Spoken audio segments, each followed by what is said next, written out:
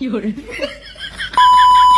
Ganun pala talaga kalaki ang pondo o mga pondo ng mga congressman na to, no, sa kanilang mga flood control projects, mga kababayan, na kung saan hindi natin alam kung saan napunta yung budget na yan, kung saan napanggamitan. Abay, mantakin nyo, mga kababayan, galit na itong taong bayan, lalong-lalo na dyan, no, sa mga taga Bicol. Oh, sinisingil na itong si Congressman Saldico itong sa kanyang mga pondo, mga kababayan.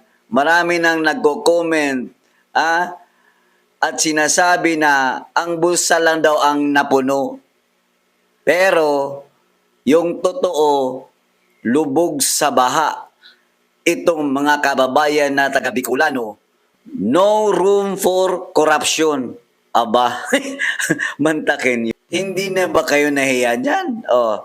At ang sabi pa dito, dapat maibigay sa tamang mga ahensya ang ating mga pundo. Hindi dapat nasasayang ang mga pera ng taong bayan.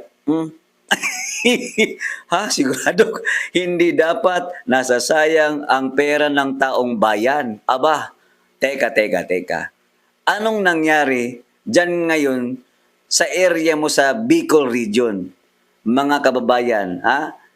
Nakakahiya. Ako, Bicolano Party List. Tapos gagawa kayo ng video dyan. Papakita nyo sa taong bayan. Palibasa, parehas ka naman ng amo mo na si Tambaluslos. Namimigay ng relief goods. Pagkatapos, talagang nakalagay talaga yung pangalan. Abay, mantakin mo yun. Sanay-sanayan lang, no?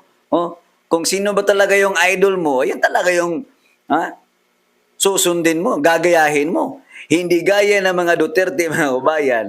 Kapag nagbigay, abay, ang nakalagay, people of Davao City, tingnan nyo kung gaano ka transparent. Wala kang makikitang Duterte. Ang nilagay lang doon, people of Davao City. Kung ano yung dinonate, pera yun ng taong bayan ng taga Davao. O ganun talaga ang totoong naninilbihan sa bayan. Walang bahid ng paepal. Hindi kagaya nitong dalawang tong mga buhaya to sa Congress, mga bayan. Sila-sila lang naman ang dyan. Nag-ahari-harian dyan. Ang lalaki ng pundo ng flood control projects. Ang tanong, paano nyo ginamit? Nasaan? 2022, 23, 24? Paano nyo hinandle ang flood control projects, mga kababayan? Ang sabi ng Pangulo, ang dami na daw mga projects, no, flood control na 5,500 sa iba't ibang panig ng bansa natin. Mahigit 5,000 flood control project ang natapos na at marami pang iba ang kasalukuyang ginagawa sa buong bansa. Nasaan yun? Para atang nakarma na kayo kasi mahirap kasi magsalita tayo na hindi totoo. Lalong-lalo na ang taong bayan naman na hindi bulag.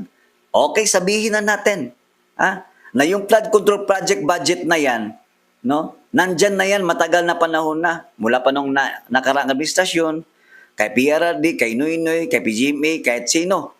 Andyan na yung flood control. Pero take note, ang nakita namin dito, yung flood control na dapat sanay nagagamit ng taong bayan, napapakinabangan. Pag sinabing flood control, ano bang pwedeng makita natin dyan? Mga malalaking dike, dikes, daanan ng mga tubig daluyan, yung kanal, dapat yung drainage system, tree planting, isa yun sa mga way of putting a flood control project para ma-anticipate natin yung mga baha-baha, yung mga bagyo. Kasi yung bagyo naman, sabi ko nga sa inyo, hindi naman yan isang beses lang. O kagaya ngayon, mayroon na naman tayong parating na bagyo. Balita ko si Bagyong Leon daw. Paano na yan? Kailan tayo matututo? Kailan tayo maging preparado? Mga kababayan. Ang daming nagko-comment. Sir, matagal na yung flood control na yan. Matagal na nga. Alam natin yan. Pero nai-implement ba ng maayos, ng tama? Ha? Nagagamit ba ng tao yung pondo na yan? Ha? Sabihin na natin kay former President Rodrigo Roa Duterte. Ha? Pag sinabi natin may sakuna, may kalaman, may bagyo, alam mong nandun agad. Ha? Kung ano yung agency na papuntahin niya, nandun agad yun. May mga rubber boat, naka-prepare na, plaster na. No? So, ibig sabihin, yan yung lideratong handa man sa anong bagay. Paparating pa lang yung bagyo, ha? Balita pa lang, abay, nagkaroon na ng meeting. Kung baga, hindi porket presidente ka, hayaan mo na lang. Take note, magkaiba ang pagiging senador, magkaiba ang pagiging presidente. Ang pagiging presidente, lahat po ay mandato mo kasi ikaw yung commander-in-chief.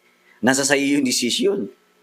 Abay, akalain mo bagyo lang, presidente mo, magtatanong na, anong gagawin natin? Naha na tayo dyan sa may Luzon, dyan sa may Bicol Region, Naga, Kamsur, o eto mga kababayan, makinig tayo kasi istigahan na itong flood control projects ng gobyernong ito na kung saan ang laki-laki naman ng kanilang mga pundo. Tapos kasama, nadamay pa itong Ako Bicol Party List. Tapos magpapakita kayo ng video dyan for publicity na nagbako-bako kayo dyan.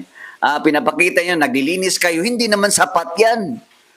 Ang sapat kasi, dapat wala pang bagyo, wala pang mga dumadaang sakuna, kalamidad, dapat aware na tayo.